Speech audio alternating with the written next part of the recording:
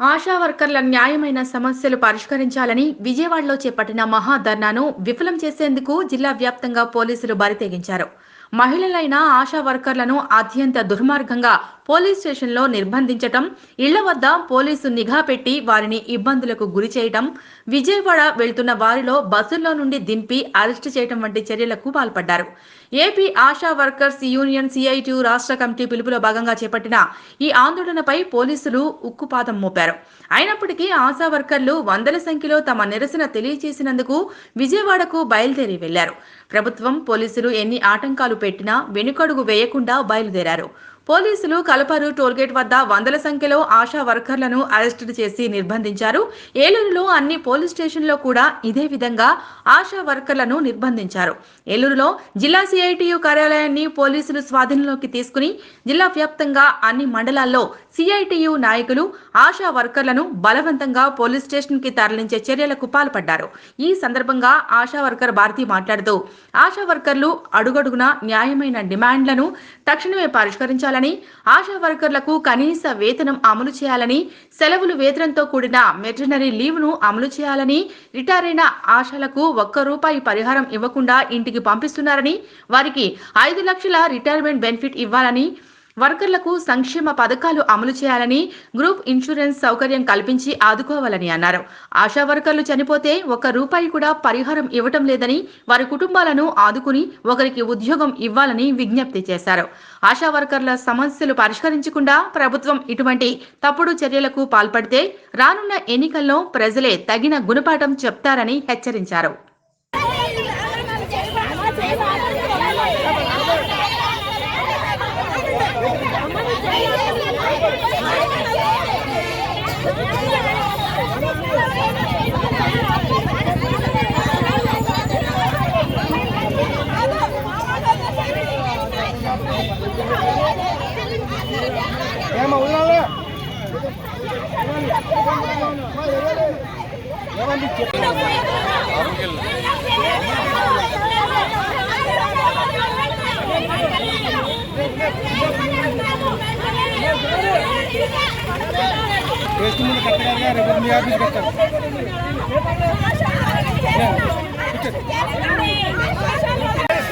ఆశాల సమస్యలను పరిష్కరించాలి. ఆశాల సమస్యలను ఖండించండి.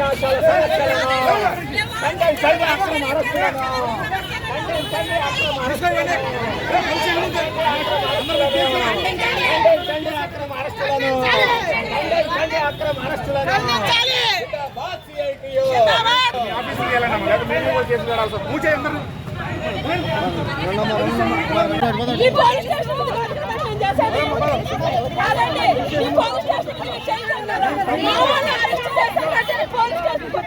అన్ని చోట్ల చేశారు. అన్ని చోట్ల చేశారు.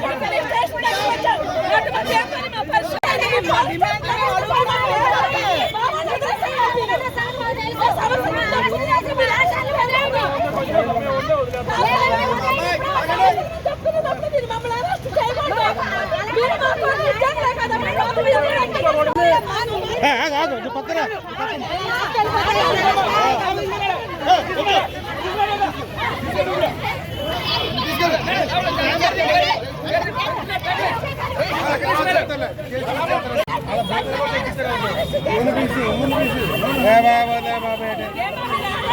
పోలీసులు చేస్తాను చేయగలదని చెప్తలేదు.